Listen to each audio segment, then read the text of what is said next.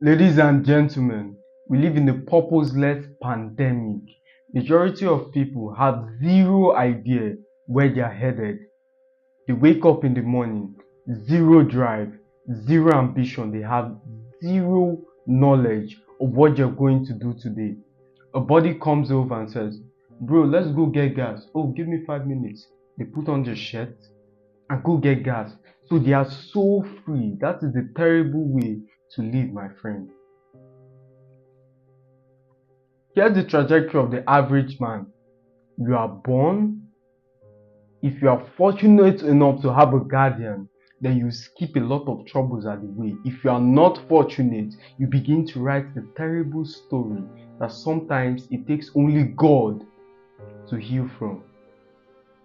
Few years later, you attain 18. Society calls you an adult. Sometimes you begin a clueless journey towards life and destiny actualization.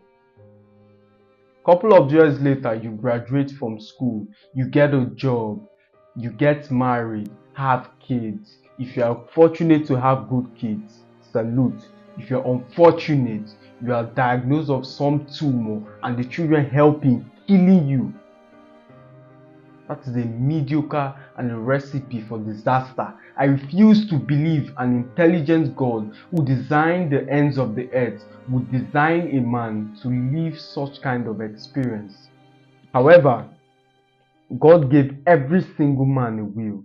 That's the difference between man and all of God's creature, is the will factor.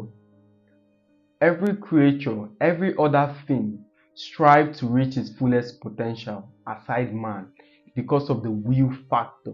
A tree doesn't have a will to truncate its impact or to truncate its height. It grows to the degree that there are supplements and nutrients available. It will grow as tall as it can. It has no choice to say, "Oh, I want to take a break today." No, the will factor.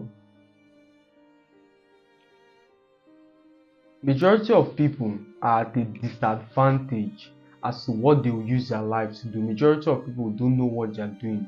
Majority of people lack purpose and desire for their life. How do these people function in society? They function in society by tearing others down. See, purposelessness has so many negative outlets. It has so many expressions. Lack of purpose leads to envy, because now you're keeping up with your friend's timeline. You're keeping up with that buddy of yours who's now making progress with his life. It can lead to envy. Purposelessness also leads to resentment. Now you feel like the world owes you something. You're pointing fingers at people. Anyone you see who's doing better than you, he had to do something malicious to get that result because you've tried and it didn't work. Unless you have 10 hours to sit here and let me explain to you the negative outlet purposelessness can attract to your life, let's move on to the next thing. Genuinely think the happiest time this year. Think about the happiest you were this year. It was when you were about to attend that party or that fest, wherever it is. You're texting on the WhatsApp group with your boys. "Oh, when I get to this party, I'm going to do X. I'm going to do this. It's going to be fun." And you're going to your 9 to 5 job, scraping funds together in order to look your best. But as soon as that party was over, you drowned back into despondency and expecting the next party or looking for the next party, anticipating the next fest. Why do you think we have music enthusiasts? "Oh, X person is about to drop an album by 12 p.m. this night," and they stay awake. Not necessarily because they love the music, at least for 90%, but this idea of purpose is what they want, and you are routing that feeling through a negative outlet. We all know what purpose is. Purpose is something you live for, something you get out of bed for, and you're getting out of bed to watch other people fulfill their purpose. It's a terrible way to live. Well, what is my purpose? Purpose. I've seen so many definitions on the internet, and they make purpose this abstract concept as though you have to go on a quest. in order to find it. It's terrible. Purpose, as you know, it is linked to your talent. Purpose is only service. Anything that has to do with purpose, it's directly linked to service. How do you serve people? With your talent and your giftings. Majority of people now say, oh, I don't know what my talents are. My friend, I guarantee you, you do know what your talent is. You do not find purpose, you identify your purpose. It's like giving you an assignment and saying, you find your hand, and you're walking around in a circle. Where is my hand?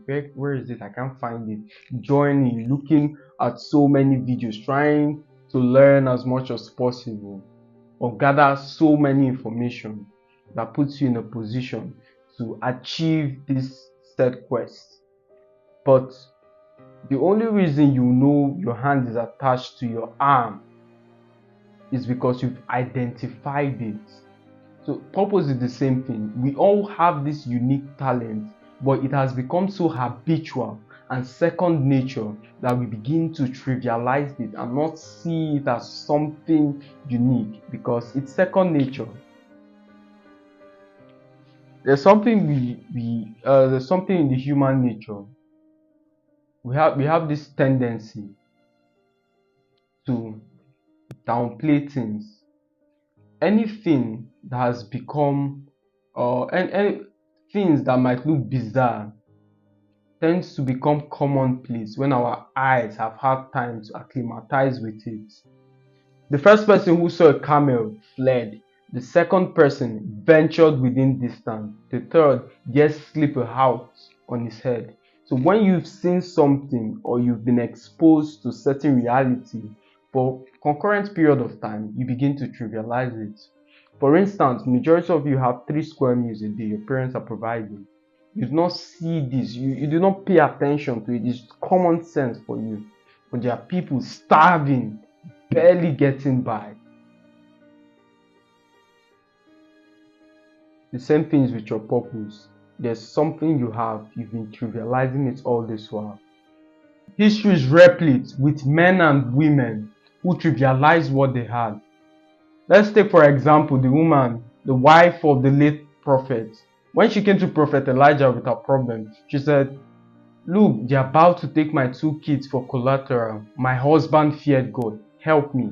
What do you have in your house? Nothing except a jar of oil. That jar of oil not only bailed her out of debt, but changed her financial situation radically.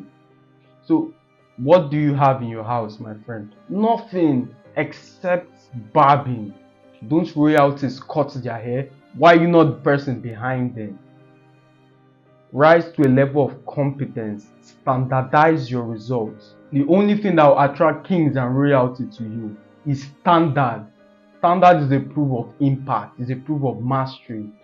You can't be a chef, the meal is tasty today and it's tasteless tomorrow.